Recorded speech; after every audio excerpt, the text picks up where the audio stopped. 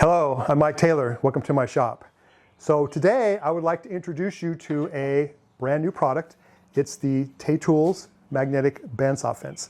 Now this was a collaboration between Taylor Toolworks and MagSwitch Technologies, and we've developed a fence for the bandsaw that I think has some very unique and interesting characteristics that will improve the performance of your bandsaw. So when you think of a bandsaw, you usually think about cutting curves. But I think more importantly, a bandsaw is used to cut straight cuts, to rip wood, to resaw, to make joinery. And to do that, you need a good bandsaw fence. Now, a lot of bandsaws, new bandsaws, come with the fence installed. But if you buy a vintage bandsaw, they didn't put fences on bandsaws back then. And sometimes, some of the newer bandsaws, the fence is just not very good.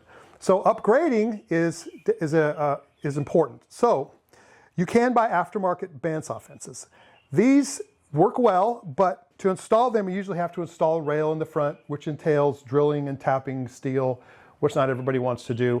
And then in some cases, like this bandsaw here, this Rikon, the blade slot exits out of the front of the table.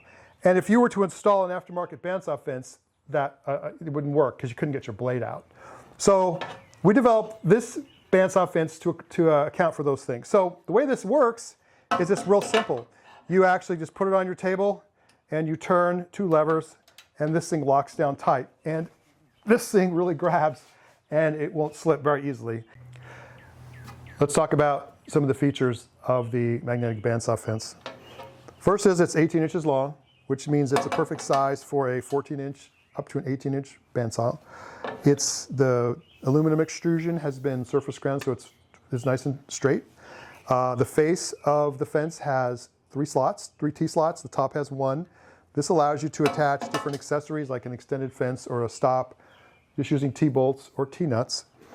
The magnets on the back can be installed in one of 4 locations. We recommend that you install them as far apart as possible to decrease the tendency of the blade to pivot when it's in use. And if you want to increase the holding power, you can install 2 additional magnets in these open slots. The most innovative feature is this little fence here that helps you adjust the fence to compensate for blade drift. So when you put a new blade on your saw and you're trying to determine blade drift, here's how we do it. I take a board and I just draw a line in 1 inch in from the side, and I extend that line all the way to the end of the board. Then I will actually push my board in with the blade running, and as I'm pushing, I need to kind of tip my board a little to the side, a little to the right or to the left. And once I'm actually going in perfectly straight, then I stop. Now there's a little bit of an angle between this board and the miter slot. That's your blade drift. So the way to set it is you take your bandsaw fence now and you move it up until it touches the board, then you lock it down. Then you take a wrench and you move this little T-fence up against the front side of the bandsaw table and you tighten it down. Now you've just set your bandsaw fence to compensate for blade drift. So no matter where I move my fence on my table, it will always be at that perfect angle.